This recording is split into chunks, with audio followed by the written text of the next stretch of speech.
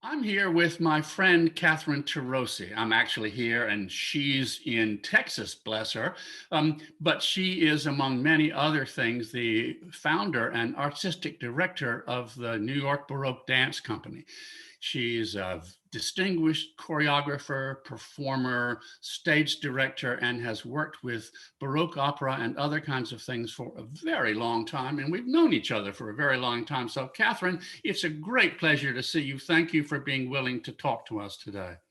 Thank you, Tom. It's an honor to be with you. And also, I have to say that students who are in the college level, whether it's undergraduate or graduate, are very close to my heart because that's where my journey started with early dance. Well, can you tell us a little something about that? I don't know if you didn't start in music, you've always been sort of a dancer, but you've always had quite a lot to do with what we do in the music world. Tell us about how you got started and how you got turned towards the historical side, if you wouldn't mind. Hmm. Well, I started out as a ballet dancer, and at age 13, I was in a ballet company in Cleveland. And also always choreographed. So I've always because I had this idea of dancer choreographer, I've always been intensely interested in music. And my father played the violin, but not professionally. My sister Chris studied the piano, and she's now a teacher. So there was always music in the house. And my response immediately was not to play the violin or not to play the piano, but to dance. So I think that when I was in the ballet company, I became very interested in the history of dance, and I started going to the library to see where ballet started. And I had no idea at that time that people were actually looking into reconstructing the minuet. I just thought that we already knew the minuet because one might have been taught a kind of minuet or a kind of character dance in the ballet training. I was also studying modern dance, and when I was in college, I was studying African dance, folk dance, ballroom dance, in addition to the early dance, ballet, and modern. So I guess what happened was really because of taking the African dance classes, I was thinking, well, what are my European roots? And what was the community or what was the social dance like earlier in those times? And fortunately, Shirley Wynn was teaching dance history. At that time, she was just finishing, I guess she had just finished her dissertation looking at the minuet, and she was in a collaboration with Alan Curtis at the University of California in Berkeley, and they were putting together La Naissance d'Osiris by Rameau, and she was looking around for dancers. And actually, it was a former dancer with the Jose Limon Company, Ruth Courier, who was teaching at Ohio State, and she said, "Well, you should really look at Catherine Turocy. I know she's a freshman this year, but next year I'm sure she'll be ready." Um, so, so that's why I was recommended to Shirley. So that's how I got into that project. And then I worked with Shirley, through my graduation in 1974. But then also, she had created something called the Baroque Dance Ensemble, which was a small professional company that grew out of Ohio State. And we moved to California, to Santa Cruz. And so I worked a little further with her there, but then economically things fell apart. So that's when I moved to New York in really January of 1976. Say a little more about Shirley Wynn, would you? And maybe she's one of several people of her generation who, at least from my perspective, seem to be the beginner, the people who really began the whole taking seriously the dance that goes along with the music we study. At the time, it was just her and Wendy Hilton who Yeah. were teaching. Wendy was teaching at Juilliard, and Shirley was teaching at Ohio State. They were both doing productions, and actually, they were both working early on with Albert Fuller, also at Juilliard. And Shirley's background was in modern dance, and Wendy's background was in ballet. So they were really coming to historical dance from very different positions. Also, Shirley, being who she was, she didn't want to learn from somebody else what Baroque dance was about. She went through the dancing master of Rameau, and also she studied the notation system left in choreography by Feuillet. So she went like directly to the sources. And while she was interpreting these sources, she worked along with another woman, Lucy Venable, who was very key to the development of the Laban notation in the 20th century. And what was interesting about that is that Lucy already knew what the perspectives were about working with notation and dance and what the problems were. So I think she was really able to kind of guide Shirley in a way that earlier people working in the system did not have that kind of experience. Also, there was a woman by the name of Angelica Gerbs who was working on the Taubert German treatise at that time, which because it was in German wasn't that used in England or in France. So Shirley was one of the first people in the United States to really be taking that into consideration. And so she did this sort of like technical examination, but her heart was really in drama and how to really make it theatrical. And I think for Wendy, coming from her background in ballet, and you really looking at the perspective from the technical aspect of reading the notation, being true to the notation, and she herself didn't have a history of choreographing, so she was looking at it just really from a more, what is the evidence that's here? And truly, you can't do everything all at once when you're beginning to look at a field. So I think that together they contribute a great, gift to the field of dance. Um, and Tom, I don't know if you remember those days, but when people were first looking into the documents, there was like, it's this, no, it's this, no, you're wrong. Yeah, yeah. And There's only one way to do it. But I think what you're demonstrating is that there's more than the treatise, that you need a treatise and a person and a kind of an inquiring open mind. And here we have the two kind of American pioneers of Baroque dance, Wendy Hilton and Shirley Wynn.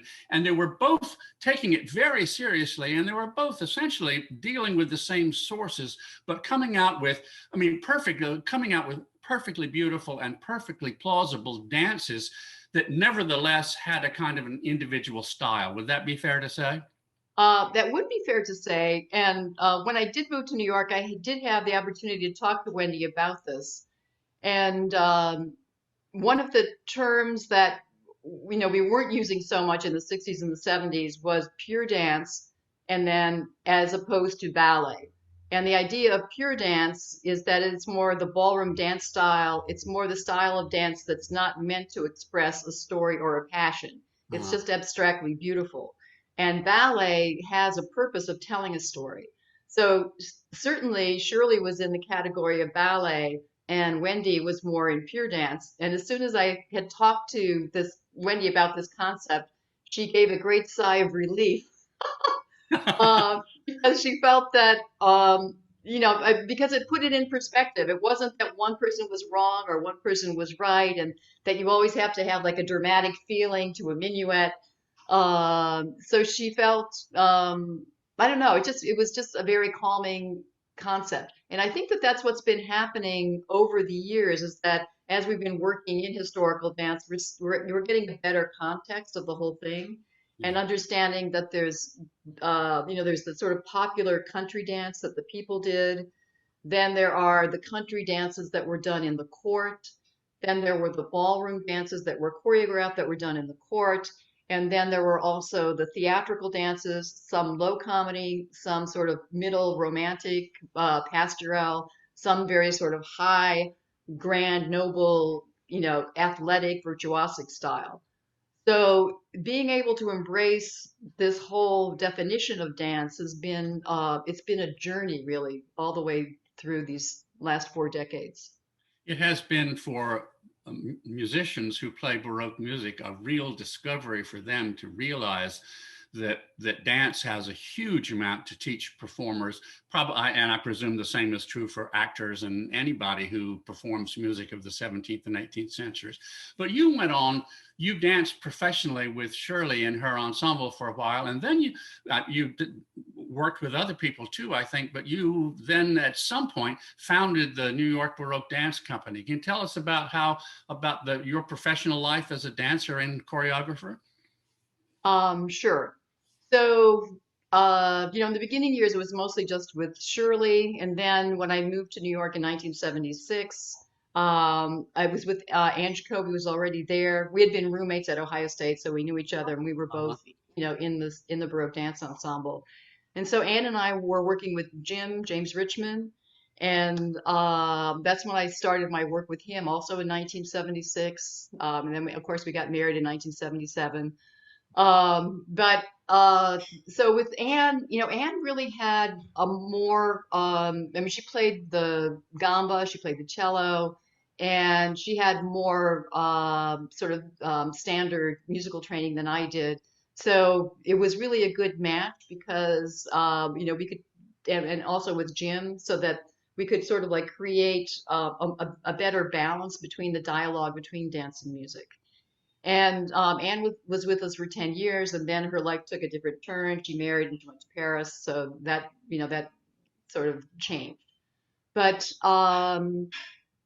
so in terms of looking at the musical side of it, what was important and what I was really interested in with my dancing career was looking at the ballet, looking at the theatrical aspect of it and making that music sound, working with Jim to work with an effort with the phrasing, well, that me working with the musical rhythms, to have a better and closer uh, unity and harmony, I would say, with the music. And we started, putting together some opera ballets. We would do excerpts from opera ballets, and we started producing operas. So I think we did the first Pygmalion in New York. I believe Alan Curtis might have done the first Pygmalion at, actually, I think, was it at Harvard? And then I know it was in Boston like 1969, and that Uh-huh. was with Yeah. Shirley, who was choreographing. So that may have been the first United States production of it. But anyway, we went on and we did ours in 1980. I think that also when I was learning the notations, I'll just take this here. So when I'm talking about the notation, I'm talking about this like a dance notation, and there's music at the top of the page. Now, when Jim and I were working together on, for instance, the Passakai of Armide, I had a notation that said Passakai of Armide, but it didn't say who the composer was. So I asked Jim, I said, Jim, can you just like play this for me? Because I'm working on it. So he starts playing and he says, oh my God, I think Wait a this minute, is I in, know this song. Yeah. yeah, this is in Danglebert. And Uh-huh. then he pulls out his Danglebert book and then we start looking and it's like, oh yeah, there's the Chacun d'Égalité, the Entrée d'Apollon. I think that maybe Phaeton was also in there.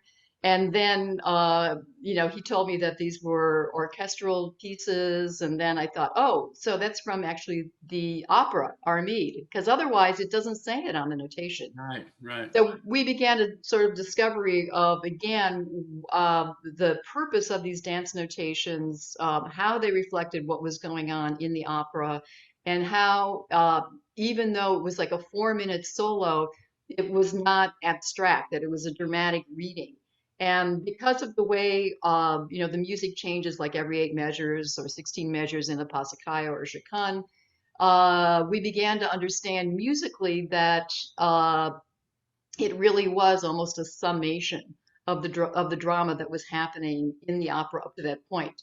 And we understood better the purposes of chaconne, that usually they appear at the ends of operas, so that you have the different episodes and arguments that happened in prologue, Act One, Act Two, Act Three, and maybe four and five, almost reappearing and transformed in the chaconne. So by looking at the dance notation and understanding that many of them came from opera tunes, and then looking at the music of the opera to understand where dramatically it fit, it gave us much more information on how to perform the music and how to perform the dance. That's fascinating. So it informs how you perform the dance and how you perform the music. But doesn't it also tempt you, and I know you've spent a lot of your time doing this, to take that and put it back on the stage, back in the opera from which at least the music comes? I don't know.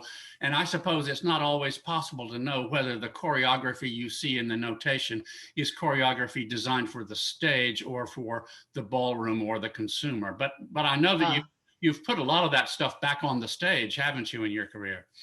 yes, absolutely, and it does indicate in the notation if it was performed in the opera.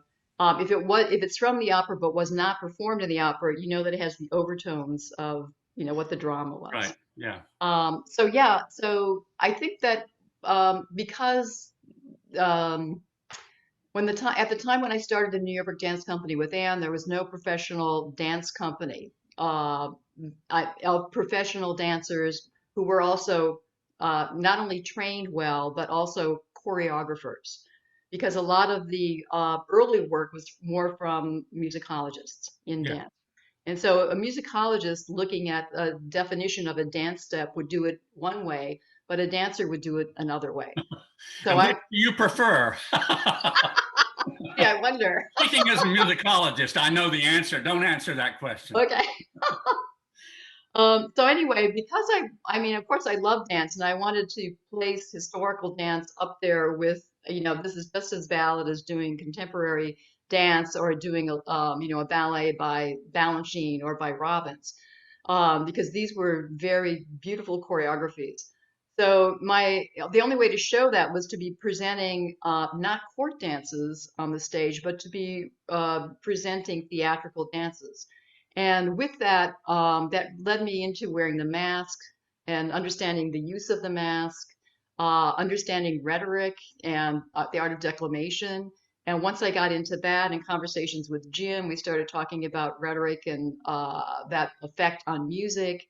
And he certainly has a beautiful understanding of the French language and also specifically French music. Together we worked a lot about in bringing out the drama of that.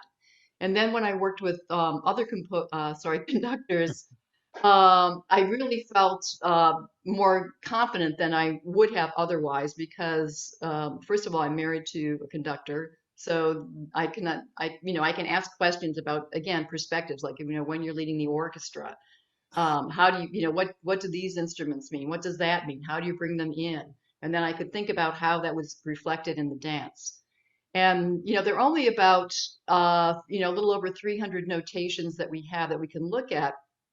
So, as somebody who's participating in the theatrical world, I have to understand as much as I can about the style to recreate a new choreography in that style. Yeah. And I think that that's where my contribution has really been the greatest, both as a choreographer in doing that, and then later as a stage director, understanding that the stage director creates the context for every event.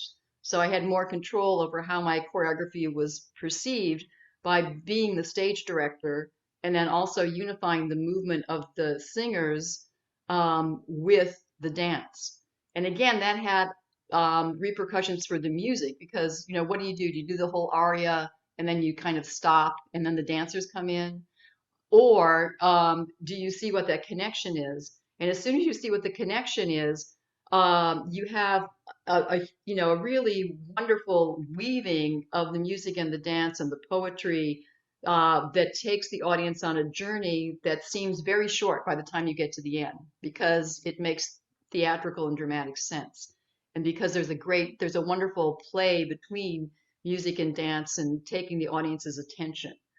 Um, Otherwise, those operas are stilted, or if they use dance music in an opera, like to change the set, then you don't really understand the dance music.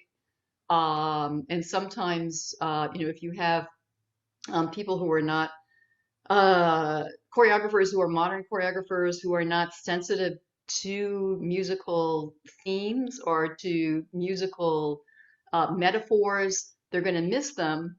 And as soon as they misinterpret it, then where's the audience? The audience is lost. Yeah.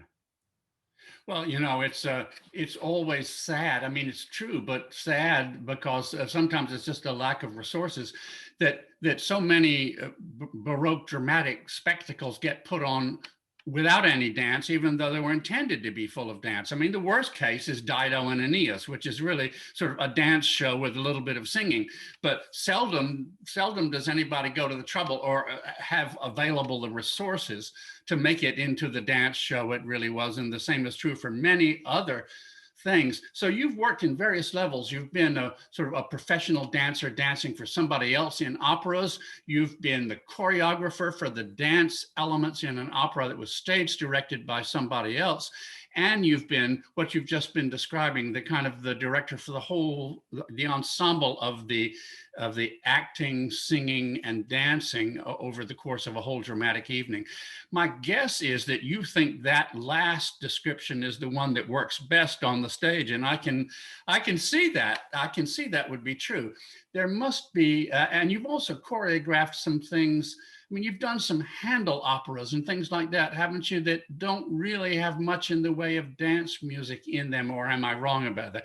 In what sense have you worked as director of Handel operas, and what does a dancer or choreographer bring to that work? Well, yes, I did. I think I've done like over 10 operas of Handel with Nicholas McGeegan at Mhm. the Göttingen Festival and then sort of outside the festival. And I'm thinking specifically about Orlando, because Orlando doesn't really have, you know, a lot. I mean, it doesn't have it's not like it has a ballet after every act or Right. anything like that. But the sort of prelude into an act is a dance. The exiting from an act is a dance. Sometimes the introduction to an aria is very, very long and has dance-like movement. So for that, I thought, aha, I'm going to have four dancers, and they're going to be like the four elements, water, fire, air, and earth. And they're going to work with the Zoroaster character, so that they're his magic. And then at one point, I had two male dancers take on the image of a royal salamander. So they had a perfect like frock coat, black frock coat. They looked like men, but they had these masks, that covered their entire head. They had a crown on top of it that looked like a royal salamander. And they acted as these sort of guardians that were unseen by people. They were even unseen by Orlando, but they were able to protect him in certain parts. And there were times when the Zoroaster character had to change things magically. So they helped so much in the magical changing of scenes or just different effects. So that's the way that I use dance in an opera that's not a ballet. And, and That's fascinating. And in a way, it's taking the historical interpretive elements that we have, music and style and rhetoric and dance, and creating something new that would not have been seen on the stage in Handel's London, I think. And yet it's I don't know, is it authentic? I mean, I don't know. In a way, you're creating a new art out of a combination of old arts or something like that. Is that something that you would see as your prediction for where the future should lead us?